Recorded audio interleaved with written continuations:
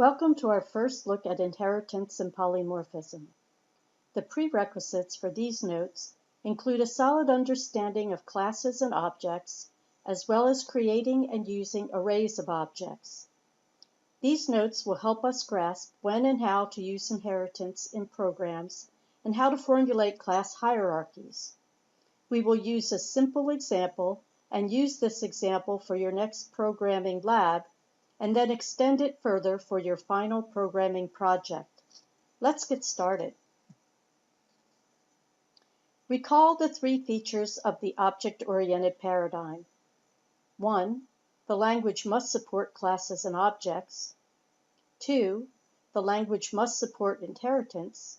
And 3. The language must support a form of polymorphism called inclusion polymorphism.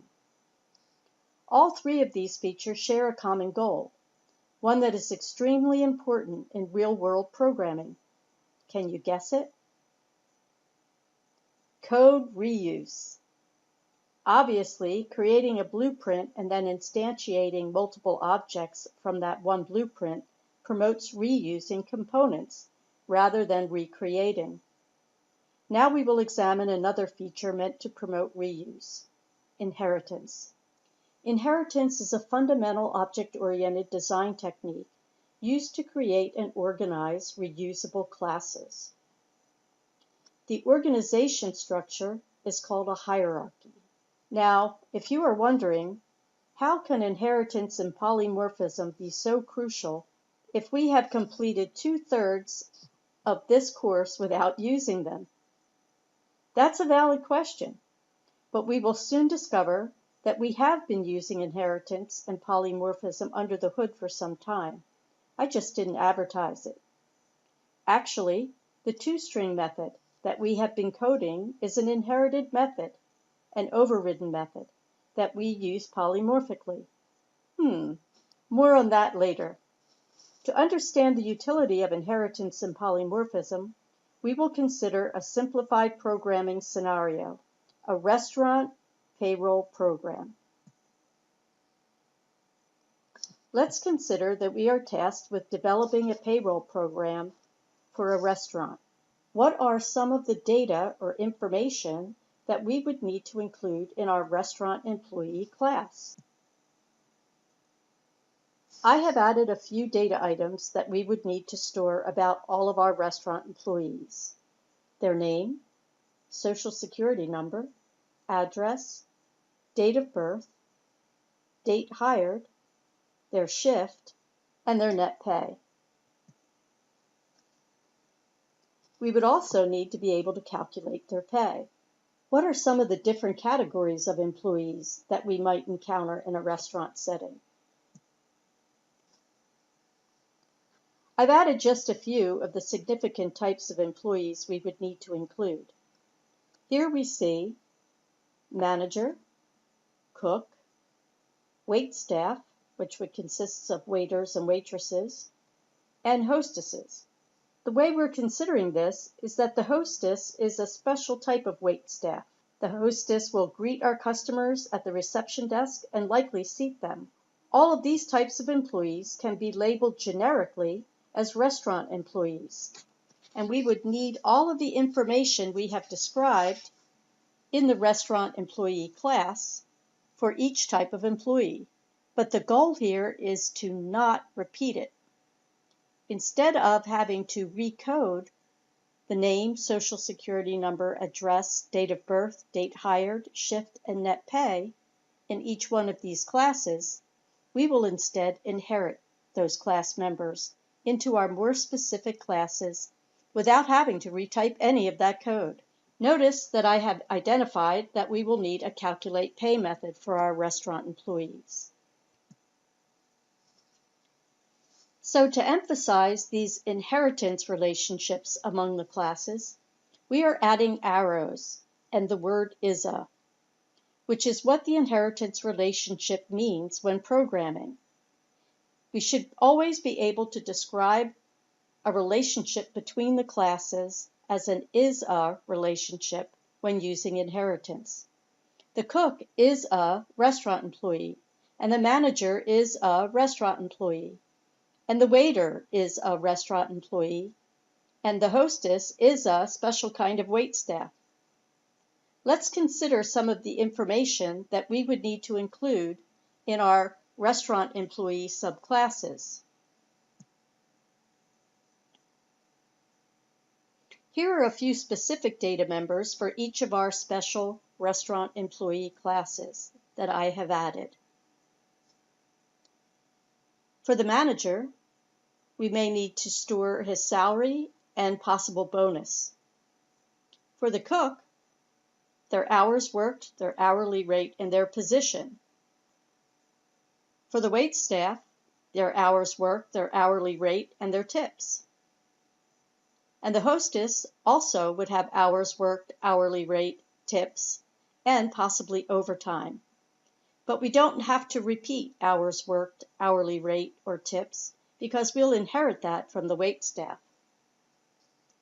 Again, keep in mind that we will only be coding the new members to the subclasses. The cook will inherit the name, social security number, address, date of birth, date hired, shift, and net pay. Likewise, the manager and the waitstaff. And the hostess will inherit all those features through the waitstaff. Now, before we go any further, let's consider a large restaurant chain such as Chili's. They likely have many more classes of employees than our simplified example, and also thousands of workers. When you consider that fact and the amount of coding we just reused through creating objects and reusing classes and through inheritance, it starts to make a lot of sense, right? I know this slide is getting rather busy, but it's a good idea to look at all of this information together as we develop this hierarchy. If we need to move things around or make adjustments, it is easier to plan with all of the information visible on one page. Okay, let's talk about semantics. Here is some of the inheritance lingo you can expect to encounter. First, looking at the left side of the slide, we see that when we create these hierarchies, when we move up the inheritance tree, the classes are more generic, and we are storing more general information. Information we would need for all of the inherited classes. As we move down the hierarchy, our classes become more specialized or more specific in nature. In terms of nomenclature, the notion of parent-child class relationship is described by three competing terminologies. You will likely come across all three of these pairs of terms for describing that is a relationship. The first one is base class and derived class, and this is popular especially in C++ textbooks. The derived class is a base class. The second combination is superclass subclass. This is most commonly used in Java. The subclass is a superclass. In fact, Java uses the reserved word super to refer to the parent class from a child. We will see this in code pretty soon. And the third is the parent-child descriptors. That very clearly implies there is a relationship in terms of dependency. The child is a parent class. So the child class is always the inheritor of the parent class, and the derived class of the base class, and the subclass of the superclass. Inheritance only works one way. However, note that a class can be described in one context as a subclass, as we see the waitstaff class is a subclass of super restaurant employee class. And it is also a superclass to the hostess class. So the hostess class is a subclass of super waitstaff. Note too that although the cook class and the waitstaff share parent restaurant employee, they do not have a relationship with one another. They are independent of each other. And unlike humans, each of these subclasses have only one parent. they can only directly inherit from one superclass, which can inherit and pass on features from their superclass, like the waitstaff class passes on its inherited members to the host class. One thing to keep in mind about inheritance is that it is a one-way street.